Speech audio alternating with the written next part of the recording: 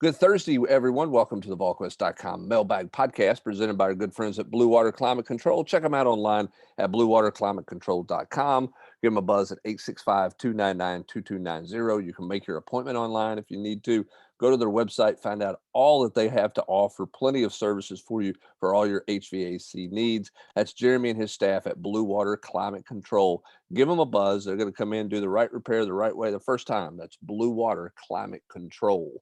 We appreciate their sponsorship of the Volquest.com podcast with Austin Price and Rob Lewis. Brent Hubbs, plenty of questions to get to. A little bit about football as the Volunteers have kicked off fall camp. So we're going to dive into these football questions here, guys. And we will start out of the gate. Is Lenneth Whitehead remaining at running back his choice, or does the staff like him there? Loved his high school film as a linebacker. What does it take to make that position move to the defensive side of the ball?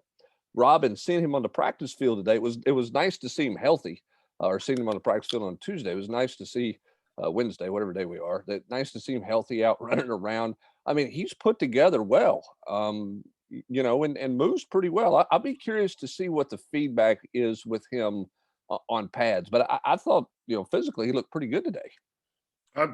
Yeah, he stands out a little bit, and I just have to assume they want him running back because you're screaming, you can hear the screams for depth at linebacker right now. I mean, you don't have anybody, and Juwan Mitchell's, played well at Texas, but he's not proven anything here. I mean, today they run out there with Salon Page, getting what I guess their first team reps. I mean, they're the first 11 on the field.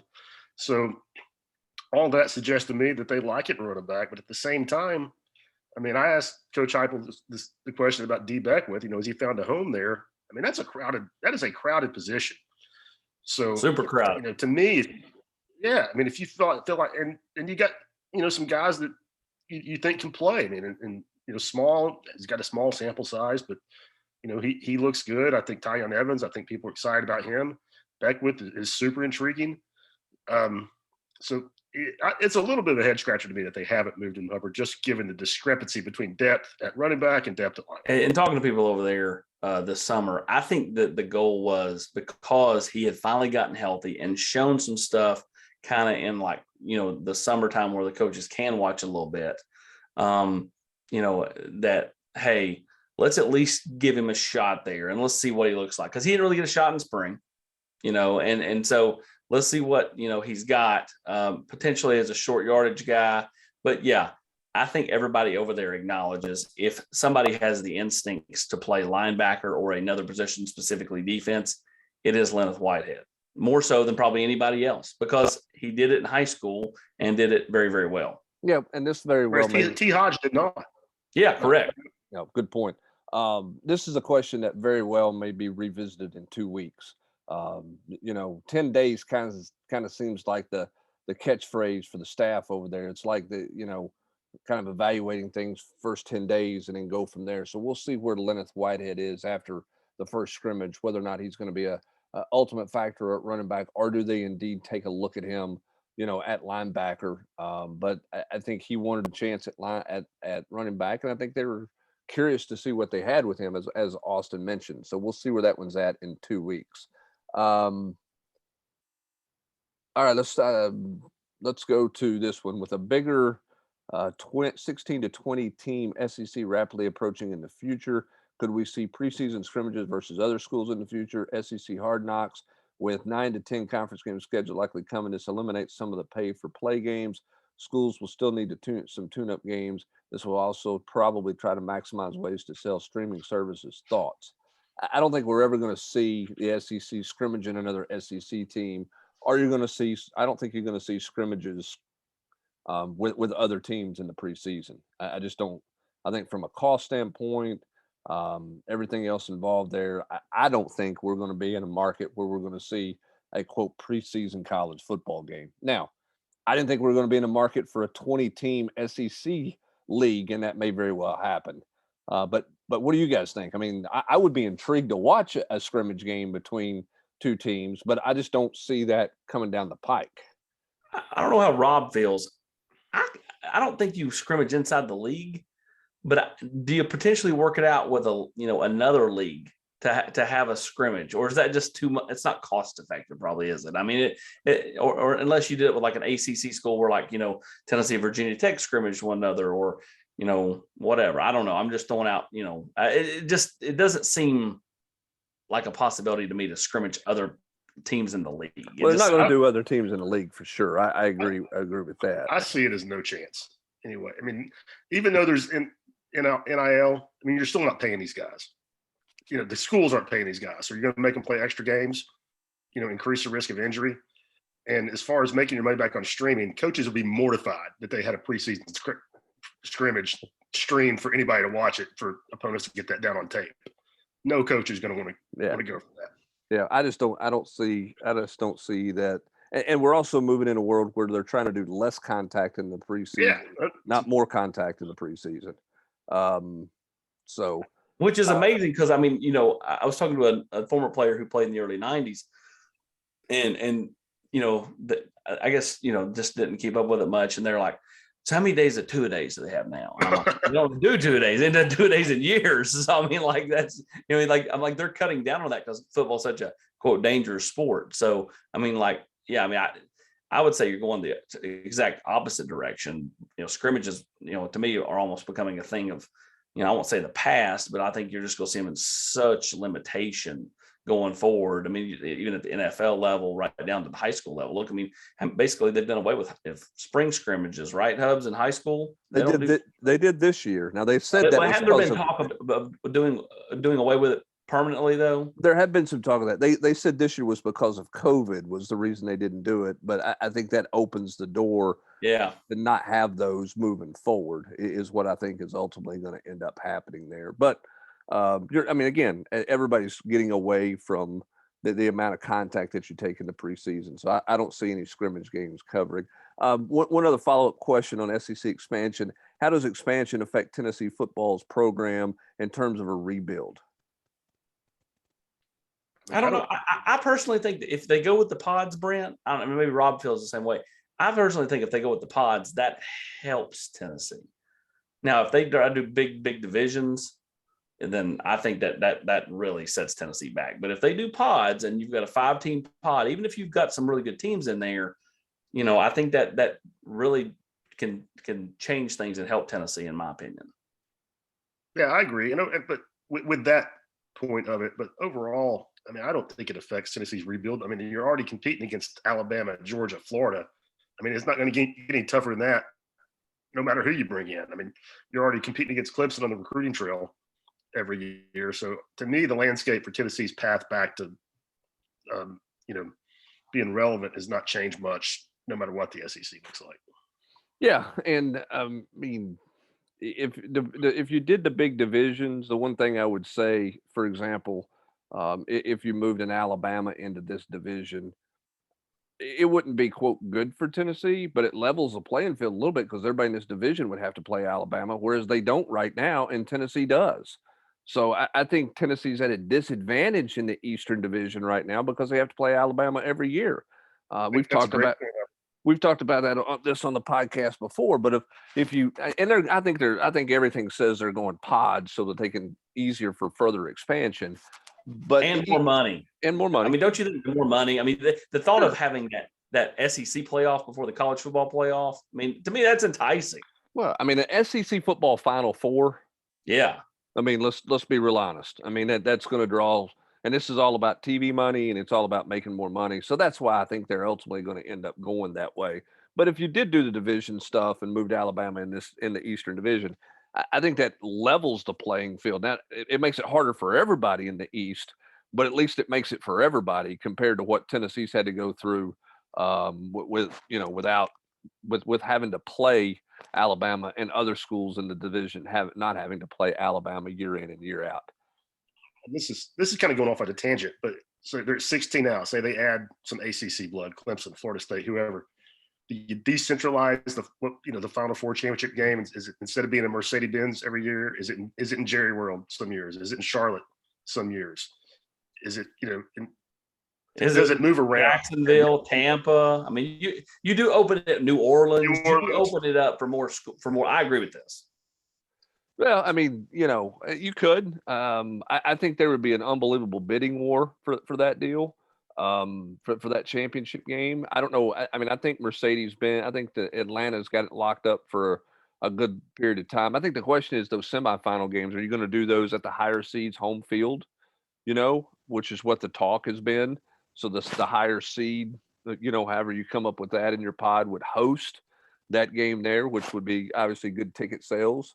But it would not be the 50-50 neutral field, but a higher seed should get an advantage. So, maybe they do it that way.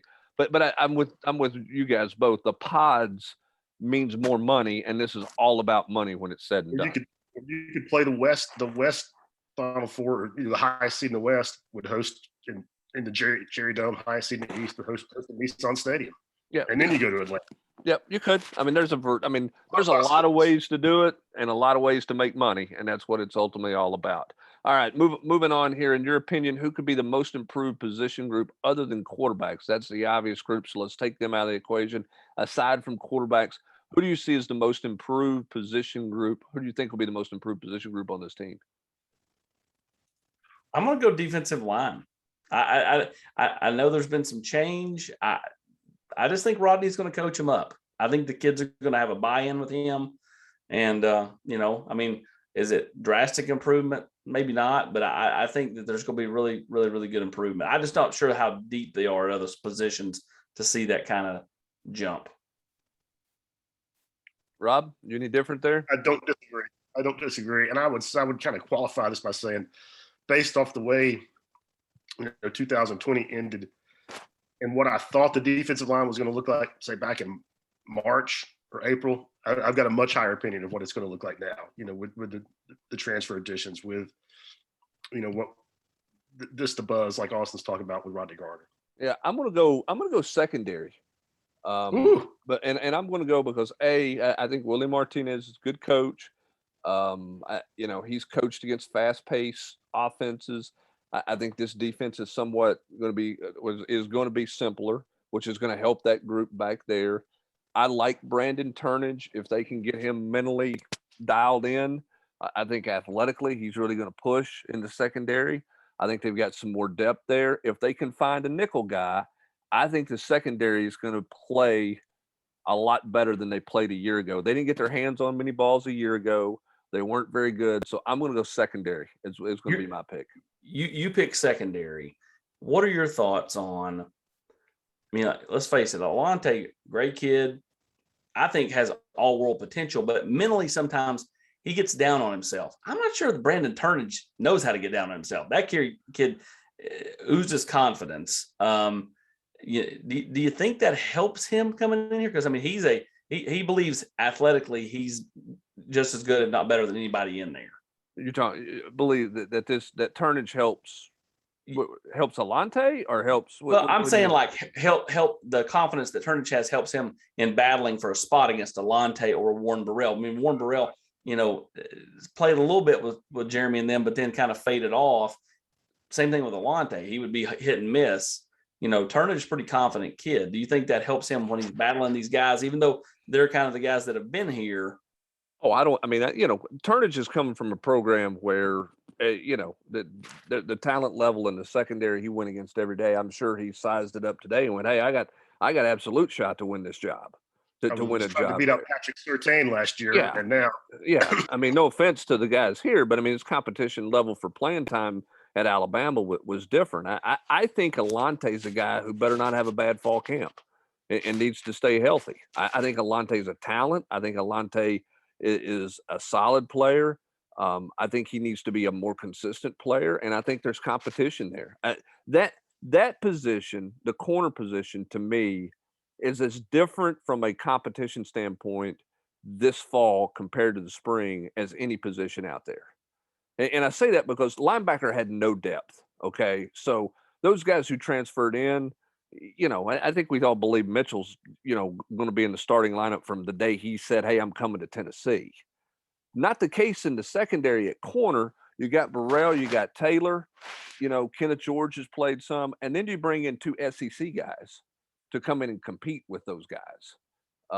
And so I think that the competition, I don't think Alante and Warren Burrell were getting pushed a ton in the spring. I think starting on Wednesday, they started getting pushed. So I think the competition there is going to be good for all them. It's going to help that group be better, and that's why I picked Willie Martinez's group. But I don't disagree that the defensive line will be a better coached unit. I think they'll play better. Their effort will be better.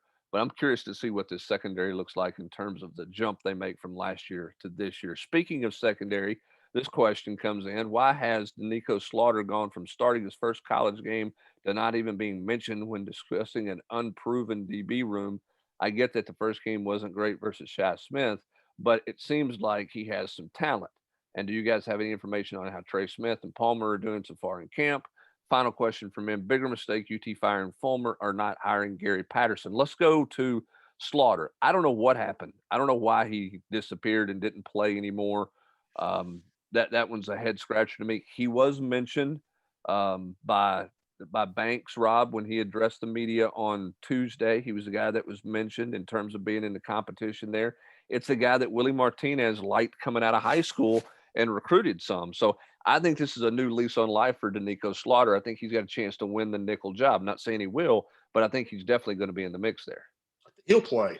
I feel confident saying that he will play. He'll be and not just mop up duty. He'll be a part of the plan, and he'll get action. Because I guess again, we just saw one day as we're taping this, and Theo Jackson was the first nickel that ran out on the field in 11-on-11 stuff.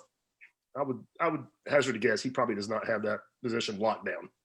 No, I mean, I think, again, there's some competition there. As for Trey Smith and Josh Palmer, I've not heard much on Palmer. Smith's made headlines, and his video work has popped up on social media. He's drawn some pretty rave reviews from the Chiefs media contingent that covers practice and has drawn some praise from the coaching staff there. Not a surprise. Everybody's calling him early on, a great steal for the Chiefs, which I think we all who know Trey believe that was going to be the case if he stayed healthy. Well, and he's able to take advantage, Rob, of the injury to the Chiefs starting guard, and he's been able to slide right in there and show what he's made of. He's going to, like I said, it's not a surprise. Just like what Huber said, we're not the smartest people in the room. Everybody who followed, the draft and college football knew that if Trey could stay on the field and stay healthy, the Chiefs got just an enormous steal. Enormous. Well, and it sounds like he's not missing practice days. That his practice routine at this point is practice every day. He's not on the limitations that he's been the last couple of years, which is great for him. So hopefully that can continue. And if that's the case, I think you'll see Trey Smith on Sundays this fall, or at least on that roster, and the chance for a long time in the league. I was going to say, if he can stay healthy, if they figured out a regimen, he'll play a decade. Bigger mistake, firing Fulmer or not hiring Gary Patterson? Who knows? You can't go back and look. I think, what does this program look like if Fulmer gets another year, chance to fix some things, and you got Taj Boyd and some of those guys? I don't know. Would Gary Patterson have been the right fit here? I don't know. He's never left TCU, so I don't know what he would have been like somewhere else. The coverage that he has and the way he's covered out there is very different than how life is in the SEC. So, obviously they didn't hire the right people when they fired Phillip, and they're still trying to find the right person. That's the bottom line there. So it's not about, sometimes it's not who you fire, it's who you hire to replace that person. And Tennessee's not found the right one. Who has unexpectedly impressed you the first day of camp? Did anybody do that? And is there any feedback on Omari Thomas? Omari Thomas in the number 21 was one of my biggest surprises from the practice field. More than Bumpus in 11? Yeah, because the 21 did not look like it was. It looked like it was Heath Schuler's 21 jersey. It did not look like it was a jersey designed to fit. I think it was 21 to fit Omari Thomas. Did you think it was a proper fitting jersey, Rob Lewis? It didn't really jump out at me as being you're saying it was Heath Schuler's jersey and Omari Thomas. Yeah, I didn't get that much of an impression. It was a Pacific Bell jersey. No, it was a schmedium, is what it looked like. It's what it looked like. So that one, I wasn't expecting that number change there. One day at camp, Rob, it's hard to say somebody has impressed. We knew. We saw Joe Milton on Tuesday. We knew he was big.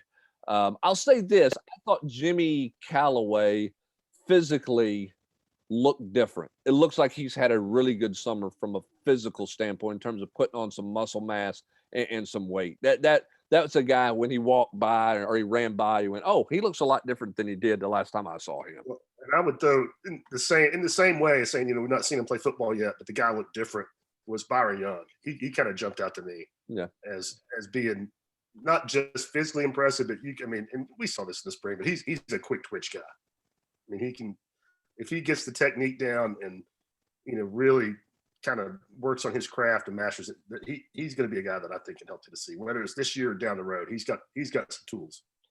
And Austin, I think for Omari Thomas, I think the biggest question is, can he play quicker? Can he be quicker off the ball? At that position and be a, more of a playmaker type deal there. And I think that's something that he was tasked with this summer, was trying to get more explosive and get more quickness as a defensive lineman. Well, the good news for Big O is the fact that, he's got some time. He's still young. Last year was a COVID year. And if it don't work out on the defensive line, he's got Pro Bowl guard or tackle written all over him. He just has options, and I think he's going to get better under Rodney Gardner, and I expect him to have a really good, solid. I'm not going to say he's going to be a staple as far as like making big time plays, but I think he's going to be a really solid contributor this year, but just still a young player on this football team. All right, with all the quarterbacks having 2 to 4 years of eligibility left, is there a worry that more than one can transfer out when they don't win the starting job? Does that put the pressure on potentially recruiting one more quarterback for next year's quarterback room? I don't see any way you get a second quarterback in this class. I think you got Jackson, and I think everybody in the country knows who Jackson is. And I just don't think you live in a world where you sign 2 high-profile quarterbacks. In quarterback recruiting, it's late in the game. Yeah, late. Yes, late. You're late for next year's class at this point, not this year's class. You're late for next year's class. Because guys go off the board that early. Could more than one guy transfer out of the room? Absolutely, that's possible in the world we live in. I think that's just part of it. I think it's a rarity that Tennessee's sitting there with 4 scholarship quarterbacks. I just don't think that you see that around the country a whole lot. I think that's hard to do. Look, anytime somebody's had a plethora of quarterbacks in their room in the last 5-6 years, it lasts about 5 minutes. Because whoever doesn't win the job doesn't stick around like that. Jacob Eason didn't stick around. Justin Fields didn't stick around. That's just how it is. That's how college football has become anyways at every position, but specifically quarterback, because there's only one that can play. Yep. So the fact that none of these guys are leaving, to me, that's a head scratcher. Like, what are they thinking? Again, I just don't understand some of the logic. I get, not to give it the old college try and fall camp, but if you're not the guy and an underclassman's ahead of you, you better be moving on. How many starting positions are truly up for grabs? Does 3 on offense and 2 on defense sound right? 1 O-line, 3rd wide receiver, quarterback, 1 DB, linebacker. I don't know. I don't think. On the defensive side of the ball, you're trying to figure out what you have with some transfers coming in. I don't know what they're going to do in the secondary. I don't think the nickel position, we know. I think there's competition at corner. I think you will see McCullough and Flowers as your top 2 safeties. On the offensive line, I think there's 2 spots there, Brent. I think there's a guard up for grabs and a tackle spot up for grabs, and then a receiver. I don't think it really matters. The number 3 receiver, they're going to play a ton of guys. Like, it's not like the old days where you're going to have 2 guys, 3 guys. They're going to play a bunch of these guys, and so I think that's a bit of a misnomer. You know what I mean? Like, that number 3 position up for grabs. And I think who starts on the defensive line in today's game is meaningless. Yeah, play so many. Yeah, you can have 9 guys if they're quality play, similar snaps. I think on offensive line, I think Carvin is the heavy favorite to start, but outside of the Mays boys, I think it's pretty fluid. Again, I favor Carvin to win that 1 guard job, but outside of the Mays guys, I think you can see some movement. Yeah, I think you can see 2 spots there for sure. Depending on what happens at tackle. Where does Cade fit in best? Does Spraggins put himself in a position? I mean, there's just a lot. Ron Calvert. There's a lot of flexibility there, and I think there's some competition there to try to figure out who your top 5 are. So I'm with you guys. I think there's probably more competition there than some people think. AP, what can you tell us about the UK Kentucky decommitment Caldwell? Is he top of the want list at DB for Tennessee? He's the top of the want list at safety. I mean, I think that's what he is a safety at the next level. But I mean, maybe he could play corner. I mean, let's face it, guys. I mean, football changes every day. Nigel Warrior was a safety here. He's making waves as a corner and run some nickel in the NFL. So I mean, like, I guess, depending on who your defensive coach is, what he wants out of the guys, might be, determine, what you are. But yeah, he's right there. I mean, Tennessee would really like to land Jeremiah Caldwell. He's a really good looking kid. We saw him at camp this summer, and he's big, and I think that's what the staff likes about him. I know Golish was hesitant to commit to an answer yesterday, but from your point of view, can you identify which quarterback has the most accuracy, who has the strongest arm? Also, is there any indication of the quarterback's comfort level so far? One day, I don't know about their comfort level. Strongest arm, Rob? Not close. Joe Milton. Not close. Not a debate. Joe Milton there. And also, not the most accurate arm. Yeah, I mean, I thought those receivers overall, or the quarterbacks overall, were pretty solid for day one. I mean, it looked like they had thrown with the receivers. It wasn't. I don't think you're going to get it's going to take us a few days to get our chemistry down. I mean, I think they've got some chemistry there, but I think all those guys have to tighten up some mechanical things, and I think Joe Milton is a guy. Just in looking at him in 8 periods of practice, which was about 40 minutes, looked like a guy who's probably spent his life living off of a strong arm. And so mechanically and some serious athleticism. Right. But in terms of mechanical footwork and delivering the ball and some of that stuff, that those things he's got to be refined a little bit in those areas. I thought Hooker was the most accurate overall, but that was also on short and intermediate stuff. And the prettiest ball I saw thrown all day was by Harrison Bailey. It wasn't close. It was to Jimmy Callaway, probably 40-yard for a touchdown. But caveat: walk on defensive back. So yes, the ball was was on time. It was perfectly placed, but the receiver was also 2 yards past the guy that was defended it. And it was also day one. So we'll see where things are in a few days after that. Unfair, I know, because Heupel hasn't coached a game at UT, but give me a couple of reasons to be optimistic that Heupel can be a better coach than Dooley, Butch, and Pruitt. I know you have the benefit of hindsight with prior coaches, but what makes you more optimistic about Heupel after 6+ months? Here's my thing about Josh Heupel, and I don't know if he's going to win or he's not going to win. I have no idea, okay? I think Josh Heupel has a plan. He has his own unique style of football offensively. He has experience as a head coach, and he has experience at the Power 5 level, including the SEC, as a coordinator running one side of the ball. Okay. So some of those things, some of those other guys didn't have. Now, can he recruit well enough here? I don't know. Can he make hard decisions? Is he tough enough for this league, but which can chew you up and spit you out? I don't know. I mean, I don't. But those are some things about Heupel that I think are pros, or in the pro column for him as he gets started here, in my opinion. I'll let you guys go from there.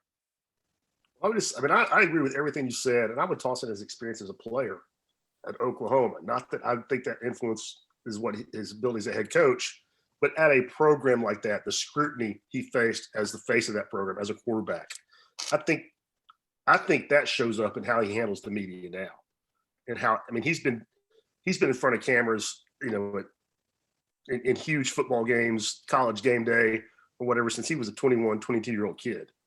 I think that shows up in how he goes about his business now and how comfortable he is in his skin now. And like you said, he's been a head coach. Jeremy was not a head coach. Butch was a head coach, but at a level, but had not had the success. He had success, but I think Josh had some big time success. I mean, yeah, it was at Central Florida, but top 5 national offenses in scoring and total offense 3 years in a row. I mean, that's not a fluke. I mean, you mentioned he's got a unique system that he believes in. I mean, I'm not saying he's going to come in here and win, 10 games in the first couple of years, but I think I'm pretty confident the guy's going to do well. Last question here, with the caveat of no pads and limited viewing to this point, do you at all get an impression that Jeremy Banks has developed more of a feel for the position and has gone from just being an athlete to being a linebacker? Also, so far, have y'all gotten more viewing periods the same or less compared to years past? Heupel seems much more open to the media, as shown by the media day interviews, which were a breath of fresh air. Austin, I like you mentioned this back in the summer. We ran into him. Jeremy Banks seems to be in a much better place. Physically, I thought he looked good running around in day one. We'll see where he's at. I think this defense is going to fit him a little better because I think it's got some simplicity to it compared to the previous defense. I like where Jeremy Banks is right now. It just, the way he kind of carries himself. And I think you felt that way this summer after visiting with him, did you? Yeah, I did. I mean, we just had a long talk. I mean, out on the camp field, and he just had a real peace about him. And he talked to me about getting closer with his faith, and he said things that you can't just make that stuff up. Because he was quoting scripture and that type of thing. Now, can he still make mistakes? Sure he can, but he just seems like a much more centered kid right now, and one that understands, hey, if something happens again, I'm being in a really tough spot to try to continue this. So I've got to kind of get my stuff in order. And if he makes it, he needs to give Jeremy Pruitt a lot of credit, because Jeremy Pruitt heavily went to bat for him. Yeah, he did a ton of time trying to help him mature because he believed in him and did not want to give up on him. In terms of viewing periods, yes, we got more in day one. I think we get more in day two. We'll see what happens after that.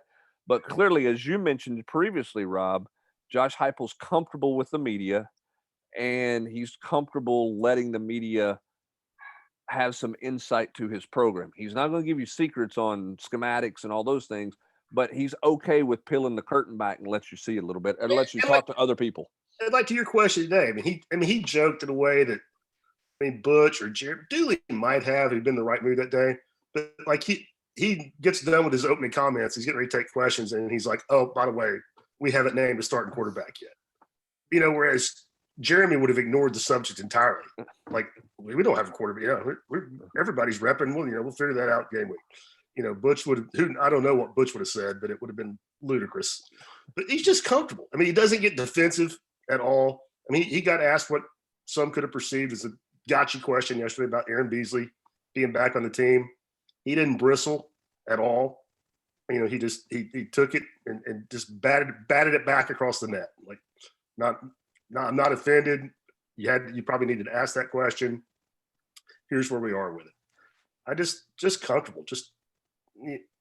There's just a really good vibe. I don't want to. AP's mentioned it before. I don't act like people over there holding hands around the campfire, singing "Kumbaya," but it's just kids just seem so much more relaxed and comfortable this year. And I guess we'll see if that translates into production on the field. Well, yeah. I agree. I think that ultimately, there's a value in better team chemistry. There's a value in better staff chemistry. What is the value of that? I don't know, but there's a value in it. Is it winning a quarter? Is it winning a game? I don't. Is it scoring a touchdown? I just think at the end of the day, the chemistry all around, is so much better. That there's a value in that. Now, at the end of the day, as Brent said, everything can't be about fun and playing dodgeball and all that stuff. But that stuff does matter too. So it's kind of something you can't be too into that, but you can't ignore it either. Yep. And how it translates on the field, we'll find out because we go back to the practice field later today to see more of the Volunteers. That's going to do it for this edition of the Blue Water Climate Control Volquest.com podcast. For Austin Price and Rob Lewis, I'm Brent Hubbs. Thanks for joining us. Have a great rest of your Thursday, everybody.